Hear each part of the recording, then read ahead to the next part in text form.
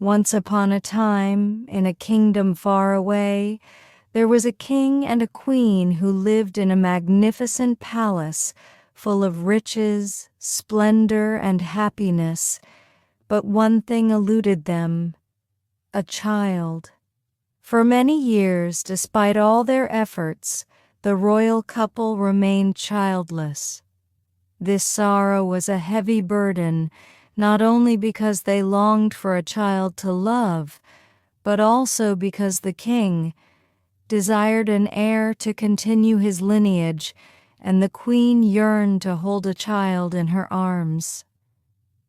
Their sadness grew deeper with each passing year, and the kingdom could feel the weight of their despair.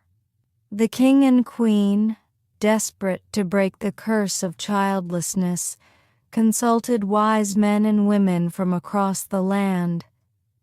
They made offerings to the gods, prayed at holy shrines, and even sought the aid of magical creatures. They traveled far and wide, visiting remote temples and sacred rivers. They made vows and pilgrimages, hoping that their devotion would be rewarded.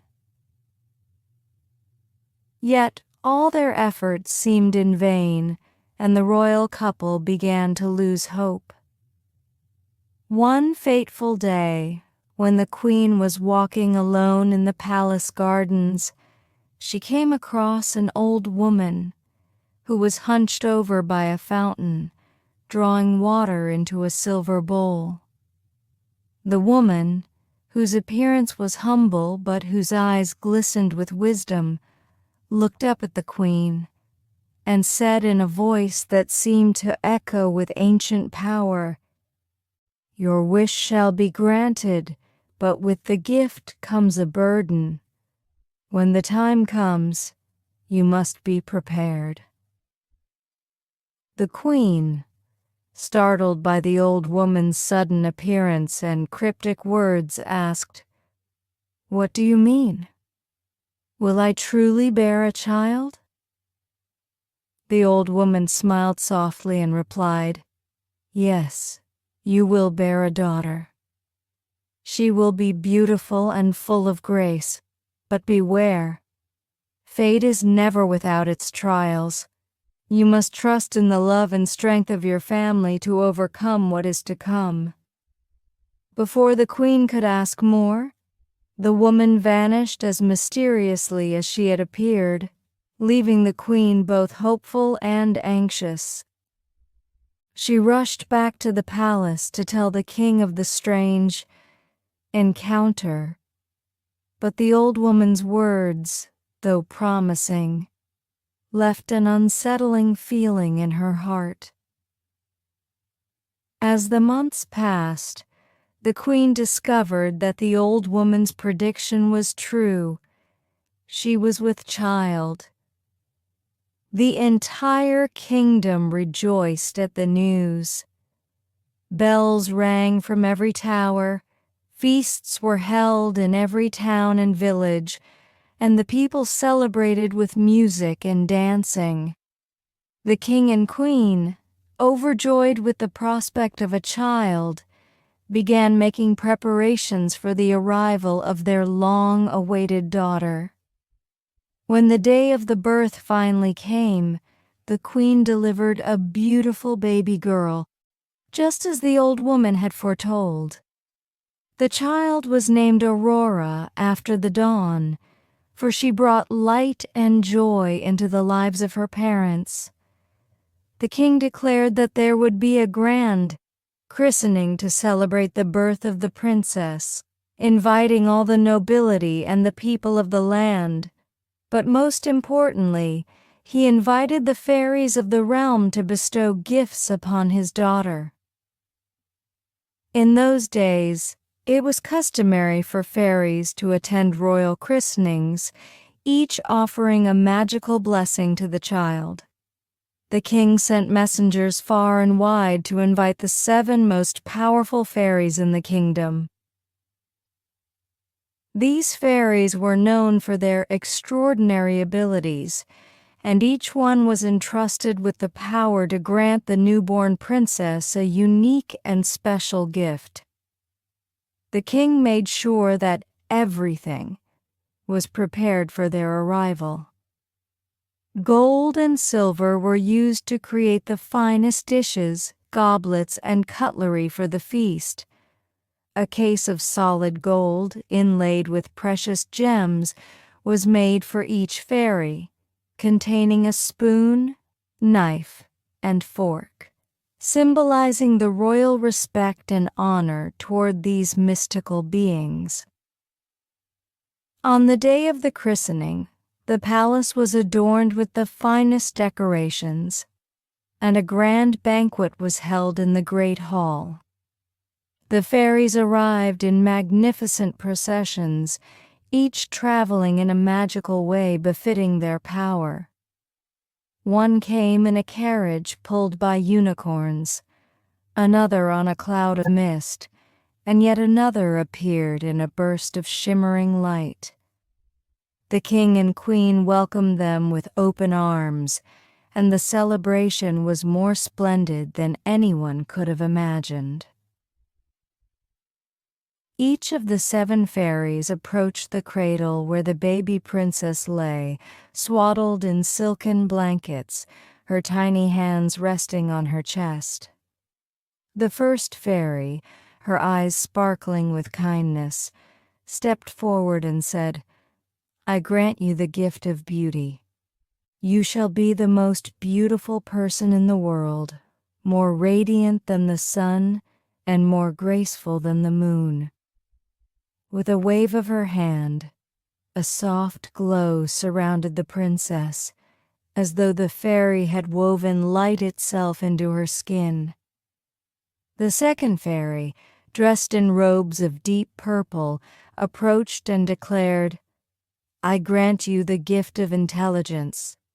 You shall have the wisdom of the ages, able to solve the greatest mysteries and understand the secrets of the world."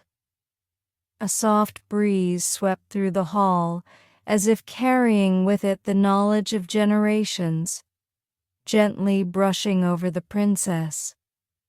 The third fairy, with delicate wings shimmering like a dragonfly's, smiled warmly and said, "I grant you the gift of grace. In all that you do, you will move with the grace of a dancer, enchanting all who see you." As she spoke, the princess's tiny body seemed to stretch out in perfect harmony, as though even in her sleep she was aware of the world's rhythm. The fourth fairy, whose gown sparkled like 1,000 stars, stepped forward and said, "I grant you the gift of song. You shall sing with the voice of a nightingale, filling the hearts of all who hear you with joy and wonder." The hall was filled with a soft, melodious hum, as though the air itself was singing. The fifth fairy, with flowing robes the color of the sea, approached and said, "I grant you the gift of music. You will be able to play every instrument with skill and passion, and your music will bring peace to even the most troubled soul." A faint echo of harp strings could be heard as she touched the princess lightly on the forehead. The sixth fairy, tall and regal, came forward and said, "I grant you the gift of kindness. Your heart will be pure and generous, and you will be loved by all who meet you." A warm glow spread through the room, and everyone present felt a sense of peace. Just as the sixth fairy finished her blessing, a cold wind blew through the hall. The great doors of the palace burst open, and in strode an old, haggard fairy who had not been invited. This was the Fairy of Shadows, a powerful being who had been forgotten by the court, for it had been many years since she had last been seen, and most believed she had either died or disappeared into the mists of time. She wore a gown of black, tattered at the edges, and her eyes burned with anger. The king, realizing his grave mistake, rushed to apologize. "We did not mean to slight you," he said, his voice trembling. "Please join us in celebrating our daughter's christening." The Fairy of Shadows, however, was not interested in apologies. Her pride had been wounded, and she was determined to take revenge. In a voice that echoed through the hall, she said, "You have forgotten me, and now you will pay the price for your carelessness. Since I have not been invited to bestow a gift, I shall give one anyway. A curse." The room fell silent as the Fairy of Shadows continued, her voice dripping with malice. "On her 16th birthday, your precious daughter shall prick her finger on a spindle and fall dead. This is my gift to her, and nothing can undo it." Gasps and cries filled the room as the king and queen fell to their knees, pleading for mercy. But the Fairy of Shadows only smiled coldly before disappearing in a swirl of black smoke. The king's heart sank, and the queen sobbed in despair, for they feared they had lost their daughter before she had even begun to live. But all was not lost. The seventh fairy, who had remained silent until now, stepped forward. She was younger and less powerful than the others, but her heart was pure, and she was determined to help. "I cannot undo the curse," she said softly, "but I can soften it. The princess will indeed prick her finger on a spindle, but she will not die. Instead, she will fall into a deep sleep that will last 100 years. At the end of that time, she will be awakened by a prince, and they will live happily ever after."